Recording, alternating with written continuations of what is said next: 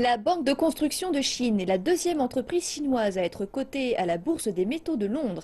Il s'agit de la première banque chinoise à faire partie des sociétés de catégorie 1 cotées à la Bourse des métaux de Londres.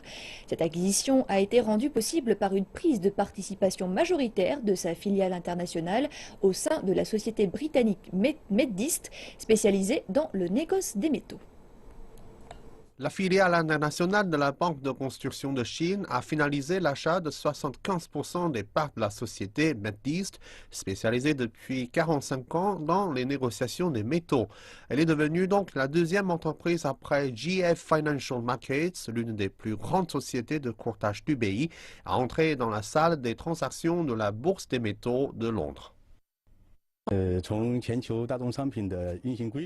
D'un point de vue des règles globales relatives au négoce des matières premières, nous avons atteint une nouvelle étape.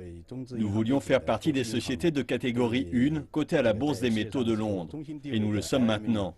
Nous sommes devenus le premier membre parmi les banques chinoises. Cela nous permettra d'offrir des services professionnels de meilleure qualité pour l'ensemble de nos clients. Selon les statistiques, le montant des échanges sur les matières premières entre les banques occidentales a considérablement baissé. Par opposition, les banques et les courtiers asiatiques sont en pleine ascension et sont devenus les principaux acteurs de la place londonienne. 40% des échanges et de la consommation de métaux non ferreux proviennent de Chine. La filiale internationale de la Banque de Chine, la China Merchants Securities and Industrial et la Banque commerciale de Chine ont une participation majoritaire au sein de la Standard Bank et font partie des sociétés de catégorie 2 sans accès au parquet de la bourse.